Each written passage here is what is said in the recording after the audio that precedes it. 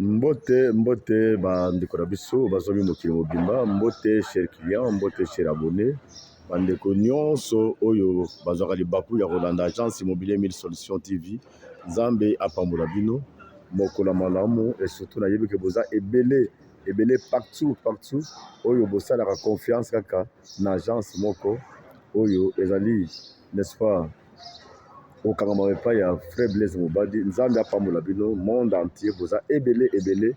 Merci mokola malamu.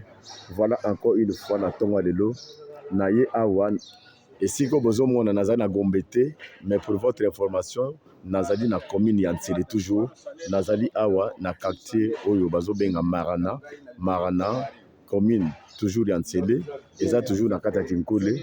Nazali awa en pleine, n'est-ce pas, émission moko kitoko, nazali na boulevard, na route principale, je dis bien, na boulevard numéro 1, dena wala sabino offre moko spécial, na plusieurs opportunités na kati. Oyo bozo mona wana, eza immeuble moko ya kitoko, immeuble wana eza ya sika na yango ndenge bozo mona wana, immeuble wana ezali na 2 niveaux likolo, pe na scénario rez-de-chaussée nango. Donc na rez-de-chaussée, tozali na 4 chambres, donc appartement où il y a ezali na 4 chambres, salon, cuisine, salle de bain. Donc ba salle de bain eza ebele na se, et d'ailleurs so bozo tala bokomona niveau ya ndako na ndenge ezali. Likolo nango pe ezali na 2 appartements oyo ya 4, ya premier niveau eza na 4 chambres, oyo pe ya deuxième niveau ya likolo wana pe eza na 4 chambres, salle de bain. Donc je ne sais même pas comment expliquer. Ceux qui ont tali kaka degré ya ndako wana nde koyeba valeur nini ezoni na kati ya résidence ya monene wana ya immeuble wana eza na boulevard. Oyo bozo mona awa ezali piscine déjà si asala, eza propre, c'est juste question ya ko remplir kaka mai pe ebani musala nango. Wana bozo mona ezali place ya repos oyo ezali pour la résidence oyo. Maintenant ce que côté oyo ndako bozo mona wana kitoko wana toujours ezali na 4 mapango, 4 portes eza na kati wana, c'est-à-dire 4 grandes pièces qui sont là-bas, c'est-à-dire 4 chambres, salle de bain, cuisine, magasin, nyonso eza na kati, pe na balcon na bozo mona véranda ya repos wana. Bandeko soki otali le côté na kati de lopango oyo nulle part ailleurs, donc c'est comme si vous êtes na kati, vous êtes na kati ya Gombe. Wana kuna ezali garage, laissez-moi maintenant avancer po bomona wana ezali garage. Le garage a 2 mètres eza na kati. Tala ndako qualité ya ndako ya boyo ndeko na ngai nulle part ailleurs. C'est pour vous dire que je ne peux pas citer le nom du propriétaire de cette belle résidence. C'est une personne qui est aussi reconnue. Atongaki ndako yo avec tout cœur, avec tout amour, puisque les résidence oyo moko fallait avant d'avoir. Ndako yo bacha locataire na kati te. Ndako eza bien préparé, uniquement kaka pour la vente. On n'a pas voulu batom sous ba yaba kota ba na robe bisango. Malheureusement gardien Tokoti Azalite, il vient de sortir puisqu'il devait ouvrir bon mon abino ba pièce ni neza na kati ndako bolinga bon mon ba disposition ya ba chambre ya salon et puis confort ya ndako yo ndeko na ngai ezali bijoux résidence oyo ya boye nulle part arrière au monango Joa Libako yaka komona agence immobilier 1000 solutions ngai na komemoti ne sika oyawa o somba le pango ya boye résidence bota la beauté ya le pango yo. Une grande résidence, je répète, une grande résidence. T'as la beauté de Pango Ndengezali, le Pango Kitoko, tout est prêt, tout est bien disposé. T'as la Ndengebasali architecture, t'as la paysage, de Konangai. Bengangai, Moti, de Sika Oyawa, le Pango Oyamune, Nebozomona, ils allaient mesurer plus ou moins. Ils allaient 40 mètres à longueur sur 25 mètres à largeur. Je répète, le pango est mesuré 40 mètres à longueur, tandis que largeur est 25 mètres. Combien? Oh là là, heureusement, Nani, heureusement, envoyé spécial à propriétaire à lobby, longueur est 54 mètres. Oui. 54 mètres de longueur. Oui. 30 mètres de largeur. Alors, très bien, ils ont 54 mètres de longueur, tandis que largeur, ils ont 30 mètres. C'est-à-dire que l'on a un mur, si comment na mur où il y a un besoin wana donc nous sommes besoin ils 30 mètres de largeur, tandis que longueur, ils ont 54 mètres de longueur. Espace où nous sommes en vente de Konangai. Côté l'emplacement et le koyo, côté la beauté et le pangoyo. Kotala bandako nyonso eza na kati ya lopango oyo nyonso lede ndako, c'est-à-dire kozwa ndako oyo nyonso ndenge eza wana koya kozwa mpe na immeuble wana bozomona na emplacement nango na infrastructure nyonso bozomona awa nyonso wana bazali kobanda yango na $1,100,000 à discuter. $1,100,000 à discuter. Donc, nous avons $1,100,000 à discuter. Je le répète, ils allaient à discuter au sommet le pango nous sommes de Konangai. Vous n'allez pas être dessus. Pourquoi? Pour que tu aies la vie. Infrastructure à boyo, quand tu as l'opportunité de nakati, quand tu as la banda ko non son de Konangai, ma solo ils allaient clair, ils à discuter. Ceux qui offrent à boyo c'est précieux, n'hésitez pas de m'appeler sur mon numéro WhatsApp plus 243 90 191 33 41. Wana Oroya, toko solo là, ma solo ils a ouvert. Bande robota la beauté le pango à boyo, comment on voit puis.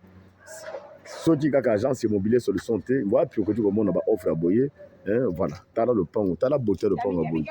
Tala ndako non sozo mona wana non sozo na kata off na kata le pango yo tala beauté. Malheureusement on allait entrer na kati bo na mona pièce par pièce, mais de toute façon beaucoup tu comme voilà nous descendre toujours bien mali voilà oyo non so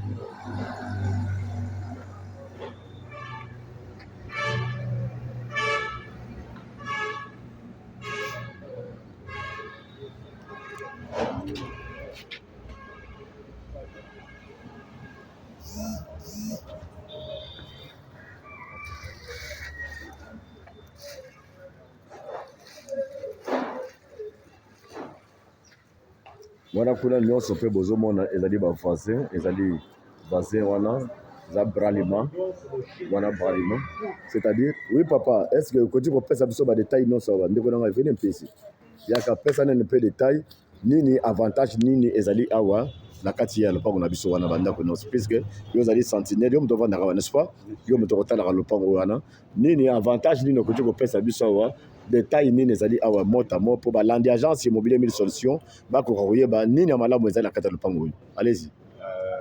Merci mingi merci. Lopango oyo nyonso eza toteka yango makambo nyonso ezali ok eza flight ndenge eza wana ifu mama alobaki ifu toteka yango d'accord toteka yango na se nango eza rez-de-chaussée baparti ya rez-de-chaussée bamagasin eza wana alimentation eza wana chambre froide eza wana bon groupe malgré tout ezwa panne mais place ya groupe ezali bakolongola groupe wana batie groupe mosusu ok bon, deuxièmement omati na premier niveau aza na 4 chambres deuxième niveau mpe aza na 4 chambres toza na logete makambo nyonso me nde courant nde bapesa biso yango te parce que talaka makambo ya SNL ndenge azalaki oui allez-y note yango wana me lupango nyonso toza na koteka yango bino moko bozwa solution yango soki boza na SNL. Merci beaucoup balandi agence immobilier mille solutions cher abonné mokili mobimba bandeko ya États-Unis bandeko ya Canada bandeko baza na Charlotte bandeko ya Dallas bandeko baza na Toronto babengaka ngai bandeko bazobenga ngai na Boston bala Las Vegas partout ntina Kentucky. Merci beaucoup bandeko bazobenga ngai ntina na niveau ya Los Angeles. Vraiment merci na ndenge bozolanda biso partout bandeko ya Belgique France Londres Espagne, Allemagne, bandeko ya Russie, Ukraine, bandeko bazobenga ngai na niveau ya Danemark, bandeko bazobenga ngai na niveau ya Italie, bandeko bazobenga na Suisse, na Norvège, na bandeko bazobenga ngai partout monde entier, Afrique, Afrique du Sud, Congo, Dubaï, Asie mobimba, tala libaku yango yoyo. Wapi bato bazana posa kosala ba grande affaire wapi bato bazana posa kosala n'est-ce pas makambo minene. Voilà libaku yango epesemeli bino na allez pas ailleurs, venez contacter kaka agence immobilier 1000 solutions immobilier TV wana na komema bino tini sika yo tala flat ya boyi tala ndako bote mena na komema libanda bokomona pe ndenge nini ndako lopango na biso ezali awa ata mabele ezali te, c'est pavé partout d'ailleurs vous voulez regarder. Voilà donc banda kuna nyonso ti koto tout est en vente, c'est-à-dire ezali 54 mètres ya longueur sur 30 mètres ya largeur. Quelle infrastructure, quel immeuble. Voilà, maintenant je vais sortir vers l'extérieur puis on va bolanda ndenge ezali. Voilà. Voilà, oyo boso mona, oui. C'est la toilette. Oyo. Toilette, douche. Wana nyonso ba toilette, ba douche pour na libanda. Oyo bozo mona eza logette moko. Voilà, oyo logette bozo mona nyonso eza na kati ba bongisa déjà bien. Voilà. Oui, eza place ya ngai Sentinelle. Voilà, ezali place ya Sentinelle, guérite na ye eza na kati. Voilà. Maintenant tokobima libanda bokomona ndenge emplacement lopango na biso ezali. Toza na boulevard, je le répète. Donc tozali na boulevard. Voilà, merci beaucoup. Ok. Voilà le pango nyonso bozomona. Voilà le pango. Voilà. Oyo nyonso le pango ebandi bakakuna nyonso bozomona wana ezali le pango na biso ndeko na ngai. Quel immeuble, quel flat ya kitoko. Nano basalela te banda ndeko atonga ndeko oyo. Nano apesa yango te en location parce que souvent ezali bato basomela. Voilà.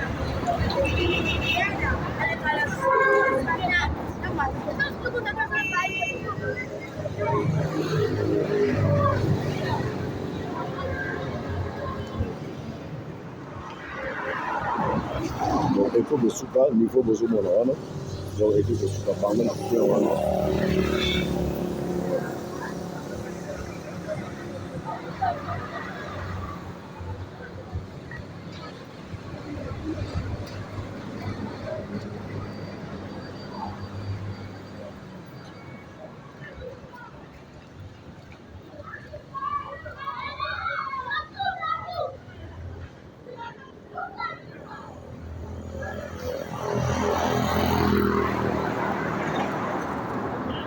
Donc, vous allez sur boulevard. Donc, vous allez sur le boulevard. Vous allez en vrai emplacement, vrai milieu idéal. Awa, Nakati, il y a commune Ansele, précisément, tout ça, Nakati, il y a commune Ansele, Nakati, Bazo, Benga, Kinkole. Voilà, milieu Moro, ce qui est là, c'est précieux. Benga, numéro, il y a WhatsApp, plus 243, 90, 191, 33, 41. Wana, Naimoko. Les solutions immobilières TV, la volonté de Sikaoyo, les solutions de merci, encore une fois, à la prochaine.